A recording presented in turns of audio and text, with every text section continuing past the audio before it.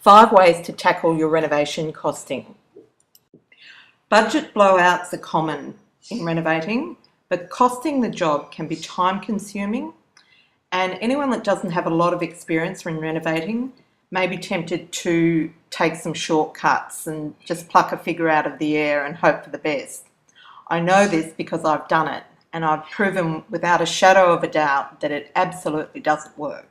So how does someone starting out in the game manage more than an uneducated guess as to what the renovation costs are going to be? Before I go on, I should clarify the term renovation. It has very broad interpretations, from a purely cosmetic makeover to a minor floor plan rework, right through to the varying degrees of structural complexity, including additions and subdivision. As far as costs are concerned, the actual renovation is the tip of the iceberg. However, most of the purchasing, holding and selling costs are reasonably easy to determine.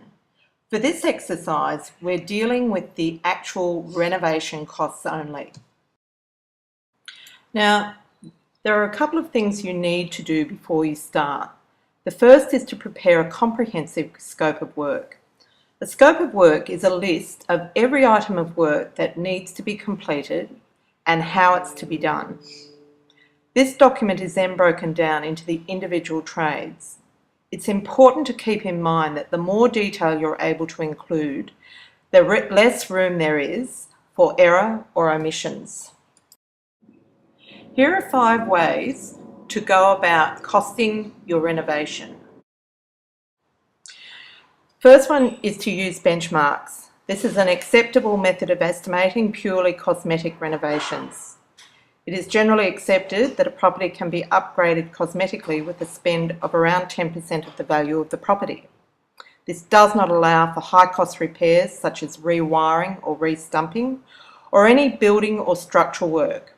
So a simple way to cost a simple renovation is to take the 10% of the property value for your cosmetic upgrades and add to it with quotes for any of the elements of work that fall outside the realm of purely cosmetic, including high-cost repairs. The second way is to go to tender. The most reliable way to estimate the costs is to take your scopes of work and materials lists and get quotes on every trade and material. It can be slow and difficult if you've not yet purchased the property, but it is essential if you are tackling a renovation with any degree of structural complexity. So the next way is to call the professionals. The best way and the most time-effective way is to get a reliable estimate of your renovation costs from a quantity surveyor. For less than you might think, a quantity surveyor will prepare a renovation cost plan for your project. We use MCG quantity surveyors. This not only gives you peace of mind, but it will also add credibility to your proposal for finance. The next method is to refer to the guidelines and publications from reliable industry bodies. Archicentre produces a free renovation cost guide annually, offering a range of pricing for most elements of a renovation with indexations for different states.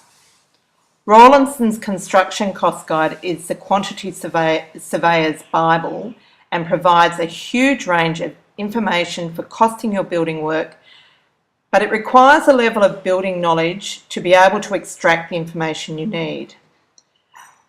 The Rawlinsons Cost Guide is updated annually, and at around $300 a copy, it's not overly cheap, but it can be found in some university libraries, and you just need to make sure that you're using the current issue. So the only other option now is to go gold class. If it's all too much for you and you really want the limo ride by having the renovation plan and costings done for you, you can engage the services of an experienced renovation consultant.